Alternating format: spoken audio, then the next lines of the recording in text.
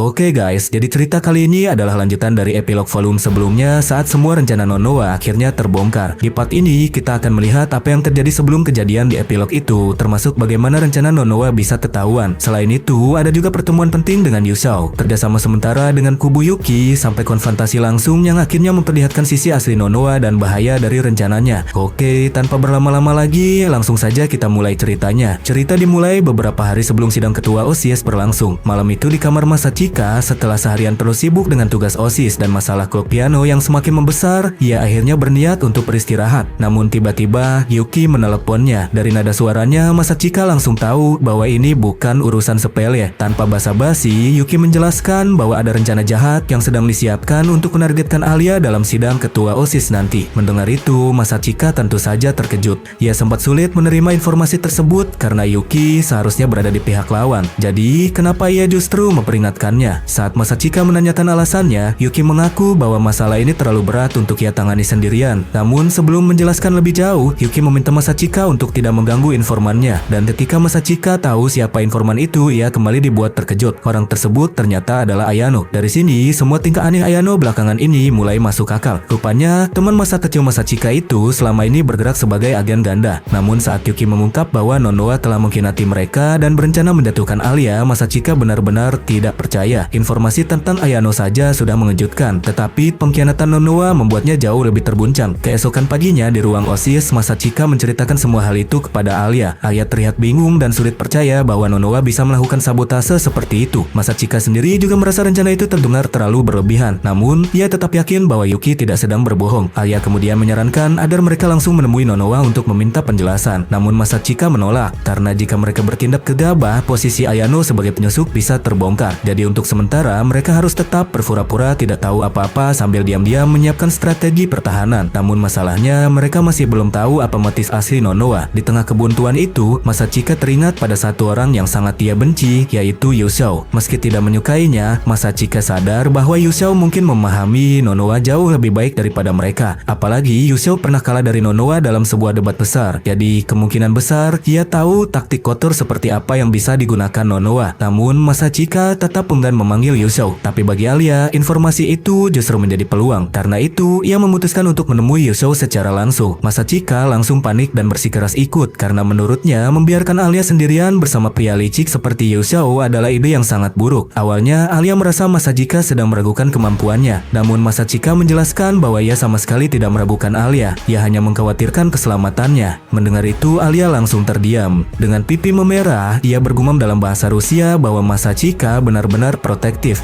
Nada suaranya tidak lagi terdengar kesal, melainkan malu dan sedikit bahagia. Bahkan, Alia juga menunjukkan bahwa ia sebenarnya tidak keberatan diperlakukan seperti itu. Masachika yang memahami arti kata-kata itu berusaha tetap tenang, meskipun jantungnya sudah berdebar. Untuk mengalihkan suasana, ia segera menghubungi Yusao melalui kontak lama mereka dan mengatur pertemuan di ruang OSIS saat istirahat makan siang. Di ruang OSIS, waktu yang dijanjikan sudah lewat beberapa menit. Setelah membuat mereka menunggu sekitar 5 menit, Yusao akhirnya muncul dengan santai, seolah tidak merasa bersalah sedikit pun. Masachika langsung menatapnya curiga, sementara Alia terlihat bingung sekaligus kesal karena Yusao datang terlambat. Yusao memang meminta maaf dan mengaku baru saja dipanggil oleh guru, tetapi ekspresinya sama sekali tidak menunjukkan rasa bersalah. Melihat sikap itu, Masachika semakin yakin bahwa keterlambatan Yusao mungkin bukan kebetulan. Bisa jadi itu sengaja ia lakukan sebagai bentuk protes kecil karena dulu Masachika tidak mempercayainya. Namun Masachika tidak ingin memperpanjang lelucon itu. Ia segera menegaskan bahwa dirinya hanya menjadi perantara, lalu mempersilahkan Alia mengambil alih pembicaraan. Alia pun langsung menanyakan inti masalahnya. Rencana kotor seperti apa yang sebenarnya sedang disiapkan Nonoa untuk rapat gabungan klub nanti. Seperti biasa, Yusao menjawab dengan sikap menyebalkan. Ia bersikap seolah dirinya sangat penting, bahkan sempat mengejek bahwa Masachika sebenarnya sudah tahu jawabannya tetapi memilih diam. Namun setelah Alia menegurnya, Yusao akhirnya mulai serius. Menurut Yusao, wakil ketua klub piano tidak mungkin sebodoh itu sampai meminta rapat gabungan yang jelas-jelas berisiko besar, kecuali ada seseorang yang mempengaruhinya dari belakang. Ditambah lagi, rumor buruk tentang klub piano tiba-tiba muncul kembali di waktu yang sangat tepat. Bagi Yusao, ini bukan kebetulan, melainkan sabotase yang sudah direncanakan, dan dalang yang paling mungkin adalah Nonoa. Mendengar kesimpulan itu, Alia terdiam. Yusao lalu memperingatkan bahwa mencoba memahami motif Nonoa dengan logika orang normal hanyalah hal sia-sia. Gadis itu tidak bergerak dengan strategi biasa, melainkan dengan keinginan pribadi yang sulit ditebak. Masachika pun mengangguk karena ia juga merasakan hal yang sama. Pada akhirnya, Alia harus menerima bahwa bahwa lawan mereka kali ini adalah seseorang yang irasional dan sulit dibaca. Setelah memahami situasinya, Alia menawarkan aliansi kepada Yuzhou. Syaratnya, Yuzhou harus menjelaskan rencana balas dendamnya, sementara Alia akan menjamin akses untuknya saat rapat berlangsung.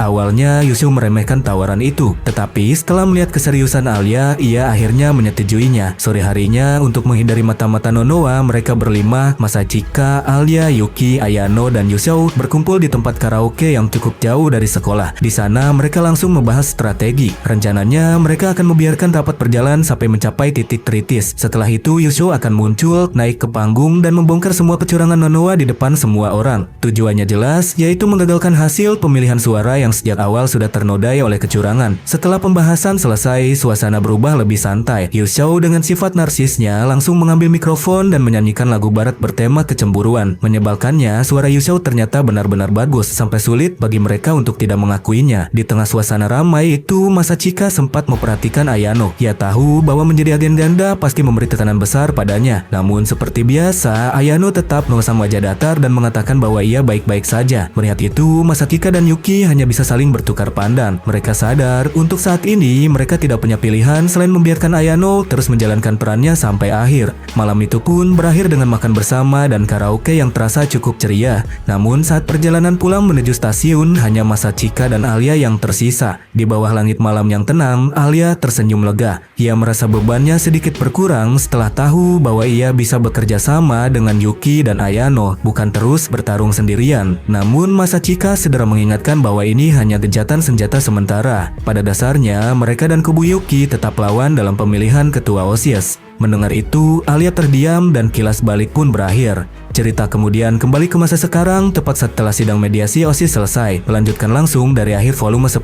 Sore itu di ruang kelas kosong, suasana langsung terasa mencekam ketika Nonowa menyambut kedatangan Masachika, Alia, Yuki, Ayano, dan Yuzhou. Dengan nada tipis yang terdengar mengejek, ia menyapa mereka seolah-olah mereka adalah tamu kehormatan yang sudah lama ia tunggu. Namun yang paling membuat mereka merinding bukan suaranya, melainkan matanya. Di balik wajah cantiknya, mata coklat Nonowa terlihat benar-benar kosong dan mati, seperti lubang gelap yang menelan siapapun yang menatapnya terlalu lama. Rasanya mereka sedang berhadapan dengan sesuatu yang asing dalam tubuh seorang gadis SMA. Tanpa membuang waktu, Nonowa langsung mempertanyakan kenapa Yuzhou kini justru berdiri di pihak mereka. Namun sebelum Yuzhou sempat menjawab, Alia maju dan mengakui bahwa dialah yang mengundang Yuzhou. Mendengar itu, Nonowa tertawa kecil. Ia langsung menebak bahwa semua ini adalah rencana Alia, sementara Masachika hanya menjadi penonton di pinggir lapangan. Setelah itu, Nonowa mulai membongkar strategi Alia satu persatu dengan sangat tepat. Menurutnya, Alia membawa Yuzhou sebagai jaminan cadangan, semacam tombol darurat jika sidang berjalan tidak sesuai harapan. Ia bahkan memuji Alia karena tetap berani masuk ke dalam perangkap demi menangkap pelaku kecurangan secara langsung. Namun di sini, Nonowa sama sekali tidak mengakui bahwa dirinya adalah pelakunya. Sebaliknya, ia justru bertepuk tangan sambil memberi ucapan selamat. Suasana ruangan pun terasa semakin dingin. Tidak ada yang merasa dipuji. Yang terasa hanya tekanan yang semakin menyesakan. Tidak ingin membiarkan Nonowa terus menguasai keadaan, Yuki mencoba menyerangnya dengan senyum elegan. Ia mengungkap informasi dari Ayano, lalu mempertanyakan bagaimana Nonowa bisa tahu akan ada insiden bahkan sebelum sidang dimulai. Namun Nonowa dengan mudah menghindar. Ia mengaku hanya mendengar rumor dan ingin melindungi Alia. Karena itu, ia memberitahu Ayano yang saat itu bertugas sebagai pengawas panggung. Alibinya terdengar rapi dan logis. Yang lebih menyebalkan, hampir mustahil dibantah. Pemeriksaan tubuh tidak menemukan apapun, tidak ada bukti fisik, dan satu-satunya petunjuk hanya berasal dari Ayano. Lalu Nonowa mengalihkan pandangan kepada Ayano. Ia bertanya sejak kapan pelayan setia itu berbalik melawannya. Dengan tenang, Ayano menjawab bahwa sejak awal ia sudah diperingatkan oleh Masachika dan Yuki tentang bahaya Nonowa. Ayano sengaja berpura-pura lemah dan bodoh saat didekati di tangga demi memancing reaksi Nonowa. Mendengar itu, Nonowa sempat terdiam. Untuk pertama kalinya, cara yang biasa ia gunakan untuk memanfaatkan kelengahan orang lain justru berbalik menyerangnya. Namun situasi tetap belum berubah. Mereka tahu Nonowa berbohong, tetapi tidak punya bukti fisik maupun motif objektif untuk menjatuhkannya secara resmi. Semua alibinya terlalu rapi dan tidak ada celah yang bisa dipakai. Ketegangan pun mencapai puncaknya. Alia yang sudah tidak tahan hampir meledak marah, tetapi Masachika segera menahan tangannya. Lewat tatapan singkat, ia memberi isyarat agar Alia mundur. Lalu Masachika maju dan mengambil alih situasi. Dengan wajah datar, ia mengatakan sesuatu yang mengejutkan semua orang. Ia memilih untuk mempercayai Nonowa. Mendengar itu, Nonowa tersenyum puas. Dalam pikirannya, ini adalah kemenangan. Ia yakin Masachika tidak punya pilihan selain menutup mata demi menjaga citra politik dan stabilitas OSIS. Jika Nonoa dinyatakan bersalah tanpa bukti, justru tim Alia yang akan rusak menjelang pemilihan ketua OSIS. Dari sudut pandang Nonoa, Masachika sudah benar-benar tersudut. Namun asumsi Nonoa runtuh hanya dalam hitungan detik. Dengan senyum dingin, Masachika tiba-tiba mengajukan spekulasi berbahaya. Ia mengatakan bahwa satu-satunya alasan Nonoa berani mengkhianati mereka adalah jika semua itu diperintahkan oleh Sayaka. Seketika Nonoa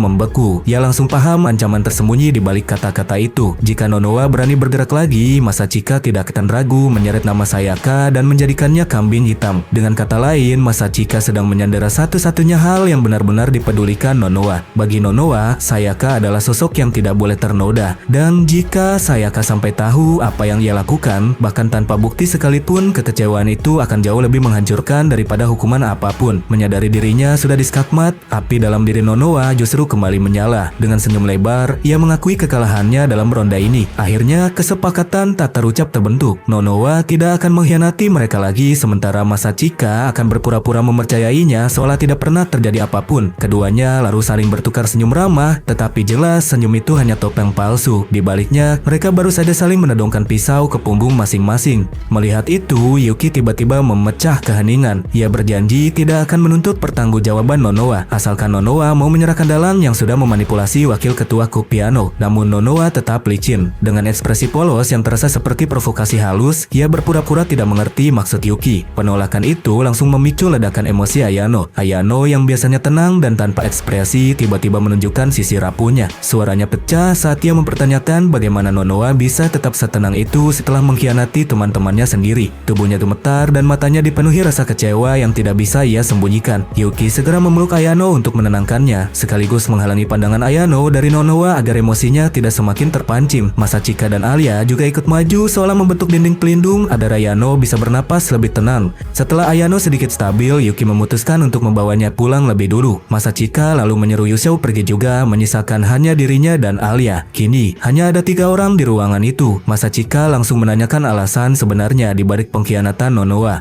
Namun Nonoa tetap memainkan perannya dengan konsisten. Ia mengaku tidak tahu apa-apa, lalu dengan nada manis mengingatkan Masachika bahwa ia sudah memilih untuk mempercayainya. Masachika hanya bisa menghela napas dalam hati. Kawan mereka benar-benar tidak meninggalkan celah sedikit pun. Lalu Masachika mencoba taktik lain. Ia menyinggung identitas orang yang mencoba menjatuhkan Alia. Nonoa yang pura-pura tidak mengerti kembali berkata bahwa ia tidak mengenal gadis seperti itu. Namun disitulah letak kejanggalannya. Masachika tidak pernah menyebut bahwa pelaku yang mereka cari adalah seorang gadis. Fakta bahwa Nonoa secara spontan menyebut gendernya justru membuktikan bahwa ia tahu siapa orang tersebut. Ekspresi Nonoa memang nyaris tidak berubah, namun kilatan aneh di matanya menunjukkan bahwa ia langsung memikirkan sosok penghasut di balik layar. Meski begitu, Nonoa tetap menepisnya sebagai permainan kata semata. Pada akhirnya, bukti Masachika masih terlalu lemah untuk benar-benar menjatuhkannya. Karena itu, Masachika tidak terus menekan titik tersebut. Ia mengubah arah pembicaraan dan menanyakan alasan pribadi Nonoa. Barulah setelah itu, topeng Nonoa akhirnya runtuh. Ia memperlihatkan wajah aslinya, wajah yang dipenuhi obsesi dan kegilaan murni. Dengan mata yang bersinar liar, Nonoa mengakui bahwa satu-satunya tujuannya adalah melihat sesuatu yang tidak terduga, sesuatu yang bahkan melampaui imajinasinya sendiri. Ia menginginkan kekacauan. Ia ingin melihat hasil yang tidak bisa ia prediksi, dan demi itu, ia rela mengorbankan siapapun. Masachika terdiam, bingung menghadapi logika yang sudah tidak terasa manusiawi. Namun Alia justru merespons dengan jauh lebih dewasa. Alih-alih marah, Alia mengatakan bahwa cara hidup Nonoa, sebrutal apapun itu, tetaplah sesuatu yang sah. Ia memang tidak setuju, tetapi ia juga tidak akan langsung membuang Nonoa begitu saja. Menurut Alia, setiap orang punya tujuan hidupnya masing-masing. Alia ingin menjadi yang terbaik, sementara Nonoa memilih dunia yang berada di luar batas pemikiran orang lain. Jawaban sederhana itu membuat Nonoa terpaku. Setelah beberapa detik terpaku, senyum lebar Nonoa kembali muncul. Ia mengaku mulai menyukai Alia, bahkan dengan santai mengatakan bahwa ia ingin mencium Alia. Seketika, Alia langsung panik. Setelah urusan dengan Nonoa selesai, Masachika dan Alia meninggalkan ruang kelas. Mereka berjalan pulang di bawah langit malam yang sunyi, tetapi hati Masachika masih terasa berat. Ia merasa bersalah karena telah menyeret Ayano ke dalam konflik gelap yang penuh politik kotor, ancaman, dan pengkhianatan. Bagi Masachika, semua itu bahkan sulit dihadapi orang dewasa. Apalagi Ayano yang selama ini sudah menahan tekanan besar demi menjalankan perannya dan mengumpulkan bukti. Jika mereka membiarkan Nonoa pergi begitu saja tanpa hukuman, Ayano pasti akan merasa semua usahanya tidak berarti. Alia menyadari kegelisahan itu. Ia lalu berterima kasih kepada Masachika. Menurutnya, jika Masachika tidak berhasil memancing keluar sifat asli Nonoa, mereka mereka mungkin tidak akan pernah melihat wajah asli Nonowa. Ucapan itu sedikit meringankan beban Masachika. Kini, mereka berdua memiliki tujuan yang sama. Target berikutnya adalah menangkap siswi misterius yang menjadi Pia Nonowa. Gadis itu adalah saksi kunci dan kemungkinan besar akan diperebutkan oleh kubu mereka dan kubu Yuki. Sementara itu, setelah Masachika dan yang lain pergi, siswi misterius itu akhirnya muncul di ruang kelas kosong. Namanya adalah Shikumagawa Miyabi. Ia datang menemui Nonowa.